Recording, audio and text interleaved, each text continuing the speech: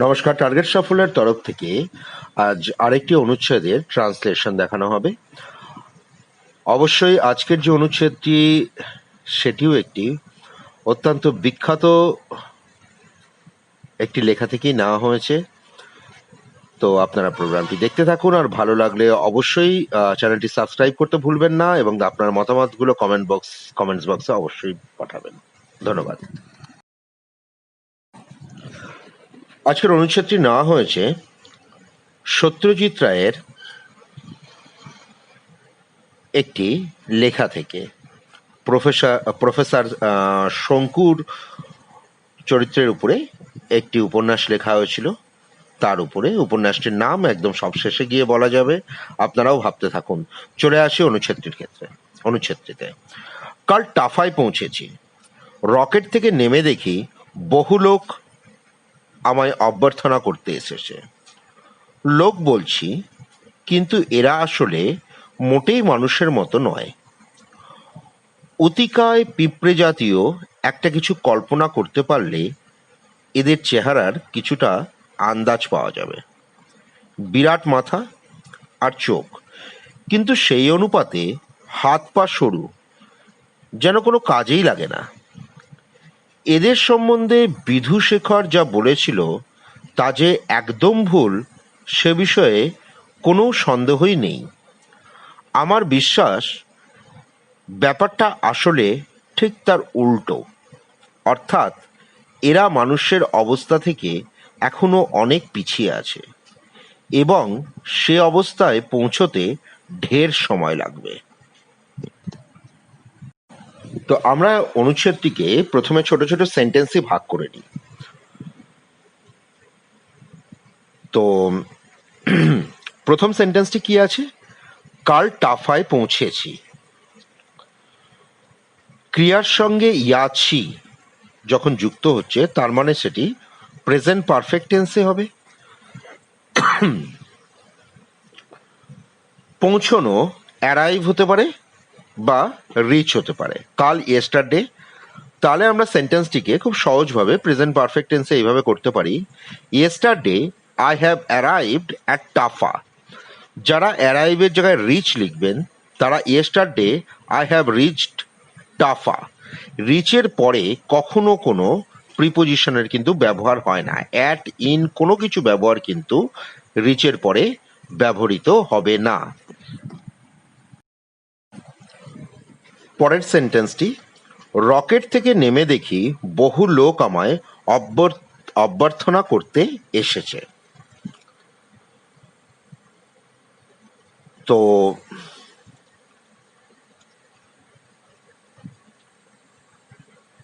এই সেন্টেন্সটিকে অবশ্যই present perfect টেন্সেই হবে। এসেছে, এসেছে যখন বলা হয় তাহলে সেই ক্রিয়া প্লাস ইয়েছে। রকেট থেকে নামা, নামার আমরা কাম ডাউন বলতে পারি বা ডিসেন্ড বলতে পারি। তো সেন্টেন্সটা আমরা দুরকম ভাবে করব। আমি প্রথমটা আগে বলছি। Coming down from the rocket I have seen numerous individuals coming to welcome me. এখানে আমি দুবার জিরান্ডিয়াল ইউজ করেছি, দুবার কামিং এর ব্যবহার হয়েছে। Coming down from the rocket, নামিয়া, রকেট থেকে নামিয়া, আই হ্যাভ সিন আমি দেখেছি বহু লোক আমাকে অভ্যর্থনা করতে এসছে। অভ্যর্থনা করা ওয়েলকাম। আমরা যদি এটাকে একটু অন্যরকম করি তাহলে কিরকম করতে পারতাম? Coming down from the rocket I have seen numerous individuals who have come to welcome me. প্রথম যে পার্টটা আছে সেখানে জিরান্ডিয়াল করা হয়েছে। দ্বিতীয় যে ধরনের সেন্টেন্সটি আছে তাতে আমরা জিরান্ডিয়াল করিনি, সেটা আমরা হু ব্যবহার করে একটা জটিল বাক্য বা কমপ্লেক্স সেন্টেন্স এখানে তৈরি করেছি।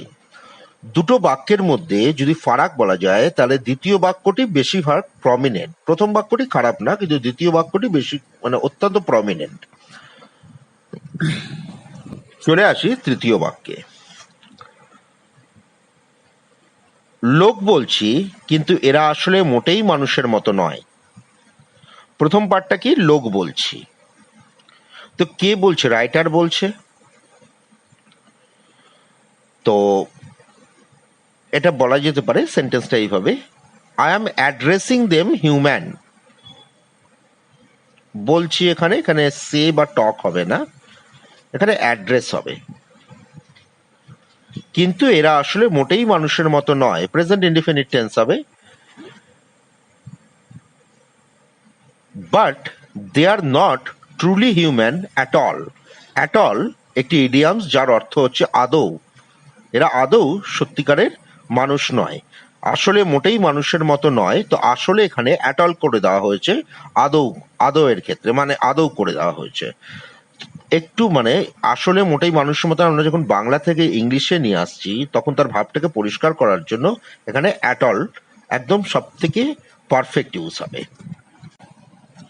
এবারে যদি সেন্টেন্সটিকে একটু অন্যরকম ভাবে লেখা যায়, সেই present ইনডিফিনিটেই, I am tending to them human, yet they are not truly human at all. এখানে অ্যাড্রেসিং এর জায়গায় টেন্ডিং করে দেওয়া হয়েছে। দেখুন দুটোর মধ্যে কোনোটা ফারাক নেই, কেউ ভাববেন না যে এখানে টেন্ডিং বেশি ভালো হলো, অ্যাড্রেসিং অ্যাড্রেসিং দুটোই ঠিকঠাক। আমি এই জন্য একাধিক ওয়ার্ডের ব্যবহারটা দেখাই, কিউকি কারণ হচ্ছে যে অনেক সময় পরীক্ষার হলে শব্দ খুঁজে পাওয়া যায় না। তো আপনাদের কাছে যদি অনেক কটা শব্দ যদি জেনে রাখেন তাহলে সেক্ষেত্রে একটা ভুলে গেলে আর একটা আপনারা ওখানে ব্যবহার করতে পারবেন, কোনো অসুবিধা তাতে হবে না।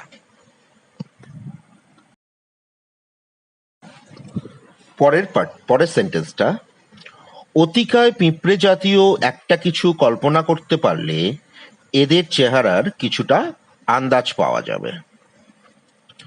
কল্পনা করার ইংলিশ ইমাজিন। অতিকায় ম্যাসিভ হতে পারে বা অতিকায় পিঁপড়ে মনস্টার অ্যান্ট। আন্দাজ করা গেজ হতে পারে, আবার কিছুটা আন্দাজ পাওয়া গেট সাম হিন্ট। চেহারা অ্যাপিয়ারেন্স। তো সেন্টেন্সটিকে যদি ইফ দিয়ে লেখা যায়, if you can imagine something like monster ants, you can get some hint of their appearance. এইবারে এই সেন্টেন্সটিকে একটু বদলাবো, একটু ধরনটা একটু বদলে নেব। যেমন আমরা এখানে ইমাজিন ব্যবহার করেছি, ইমাজিনের জায়গাতে আপনি একটা খুব সুন্দর ভার্ব ব্যবহার করতে পারেন, সেটা হচ্ছে এনভিশিয়ান। তো এখানে যদি এইরকম ভাবে লিখি, if you can envision something like monster ants বা massive ants, you can get some trace, আন্দাজ পাওয়া, hint, trace, trace of their appearance. Trace বা হিন্ট দুটোরই আসলে অর্থটা চলে যায় ইঙ্গিত, ইঙ্গিতের দিকে। আন্দাজ বা ইঙ্গিত অনেকটাই কাছাকাছি চলে আসে। আন্দাজ আমরা গেস বলতে পারি, কিন্তু আন্দাজ পাওয়া গেট হিন্ট বা গেট ট্রেস। দুটি সেন্টেন্সই এখানে কোনো ফারাক নেই সেরকম, দুটি সেন্টেন্সই ঠিক আছে। তবে দ্বিতীয় সেন্টেন্সটা ধরে রাখুন ওই 5%, দ্বিতীয় সেন্টেন্সটা অনেক বেশি অ্যাপ্রোপ্রিয়েট। পরের সেন্টেন্স, পরের বাক্যটি, বিরাট মাথা আর চোখ কিন্তু সেই অনুপাতে হাত পা সরু, যেন কোনো কাজে লাগে না। কাদের সম্বন্ধে বলা হচ্ছে? সেই মনস্টার অ্যান্ট। বিরাট মাথা, বিরাট, ম্যাসিভ, এখানে ম্যাসিভই লেখা উচিত। সেই অনুপাতে, অনুপাত ইংলিশ প্রপোর্শন, সেই অনুপাতে, ইন দ্যাট প্রপোর্শন। হাত পা সরু, স্লিম এখানে সরুর ক্ষেত্রে ব্যবহার করবেন না, এখানে ভালো ওয়ার্ড হচ্ছে স্লেন্ডার। কোনো কাজে লাগে না, ইউজলেস। তো সেন্টেন্সটা শুরু করতে পারি, they have massive head and eyes, but in that proportion, কিন্তু সেই অনুপাতে হাত পা সরু, but in that proportion the arms and legs are slender, যেন কোনো কাজে লাগে না। তো যেন তো আমরা কি ব্যবহার করি? As if they are useless. পুরো সেন্টেন্সটা যদি দেখা যায় তাহলে প্রেজেন্ট ইনডিফিনিটেই সেন্টেন্সটা হয়ে গেছে। পরের বাক্য, এদের সম্বন্ধে বিধুশেখর যা বলেছিল তা যে একদম ভুল সে বিষয়ে কোনো সন্দেহই নেই। প্রেজেন্ট ইনডিফিনিটে কোনো সন্দেহ নেই, এই পার্টটা হবে প্রেজেন্ট ইনডিফিনিটে। বিধুশেখর বলেছিল, এটা তো পাস্ট ইনডিফিনিটে চলে যাবে। তো সেন্টেন্সটা এইভাবে লিখতে পারি, সন্দেহ English doubt, there is no doubt, যা বিধুশেখর বলেছিল বা বিধুশেখর যা বলেছিল। What Bidhushekhar said about them is completely baseless. Baseless মানে ভিত্তিহীন। ভুল রং হতে পারে, তবে এখানে সেন্টেন্সের অনুসারে, কারণ বিদুষিকর যে কাজটা করেছিল প্রফেসর শঙ্কু, সেই কাজটাকে কোনো কিছু মনেই করছেন না, মানে কাজটা একদম ভুলভাল। তো সেক্ষেত্রে ভিত্তিহীন, বেসলেস এখানে ব্যবহার করা যেতে পারে। সেন্টেন্সটি, এটা একটি জটিল সেন্টেন্স, কমপ্লেক্স সেন্টেন্স তৈরি করা হয়েছে। সেন্টেন্সের গঠনটা আপনারা একটু বিশেষভাবে দেখবেন।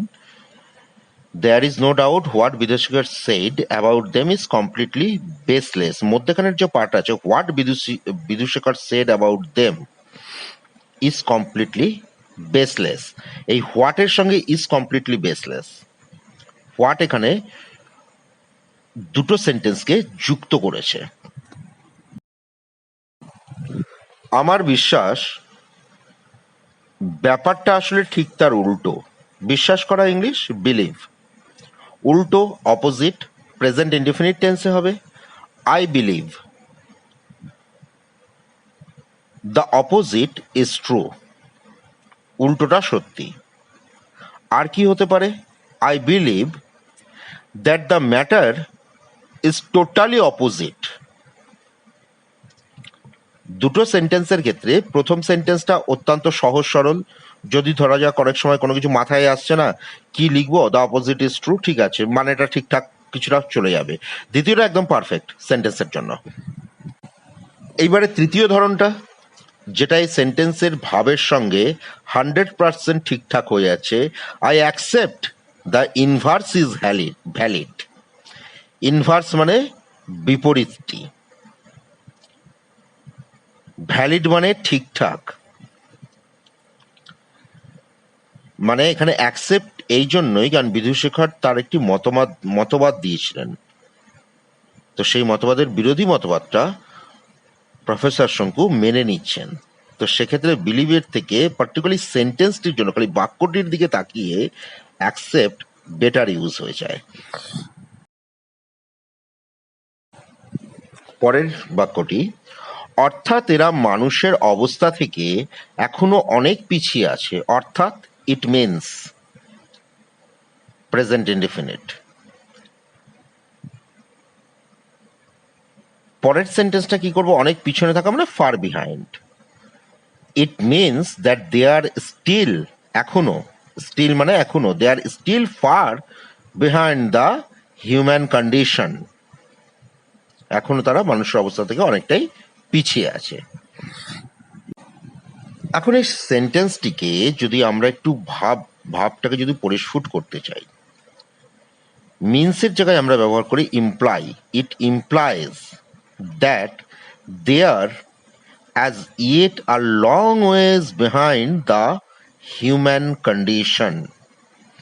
A long way behind মানে অনেক রাস্তা পেছনে আছে মানুষের অবস্থার থেকে।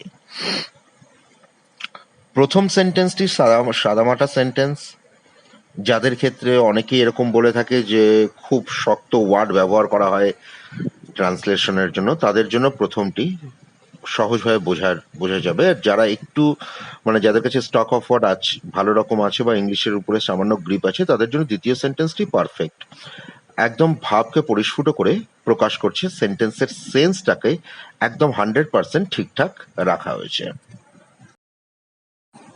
এবারে চলে আসি শেষ বাক্যে, এবং সে অবস্থায় পৌঁছতে ঢের সময় লাগবে। Future indefinite tense,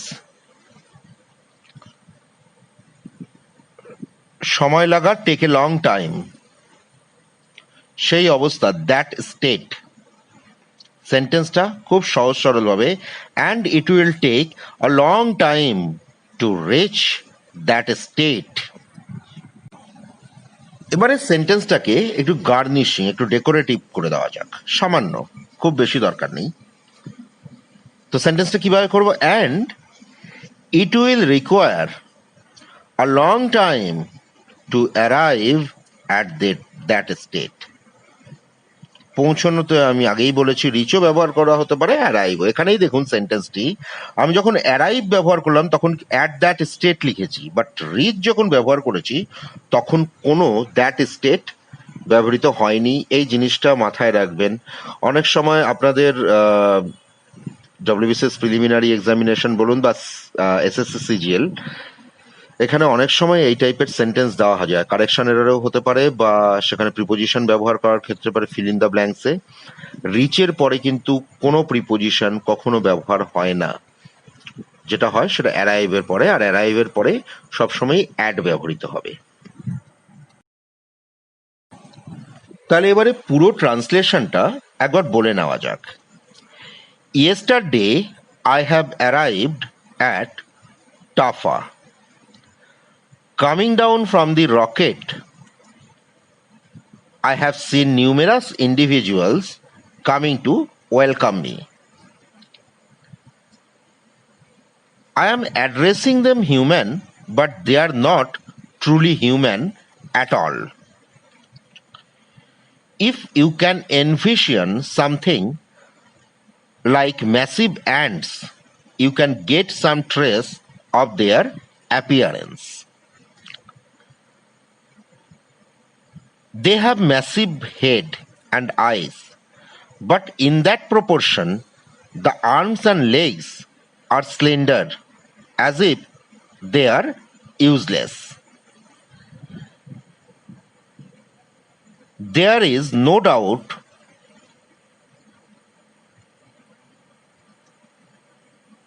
what Bidhushekar said about them is completely baseless. I accept the inverse is valid. It implies that there is yet a long ways behind the human condition, and it will require a long time to arrive at that state. তো আমি একটা প্রশ্ন রেখেছিলাম যে এই অনুচ্ছেদটি কোথা থেকে নেওয়া হয়েছে, তো বেরোলো উত্তর। দেখেছেন আপনারা চেষ্টা করে? সত্যজিৎ রায়ের বোমযাত্রীর ডায়েরি থেকে এই আজকের অনুচ্ছেদটি নেওয়া হয়েছিল।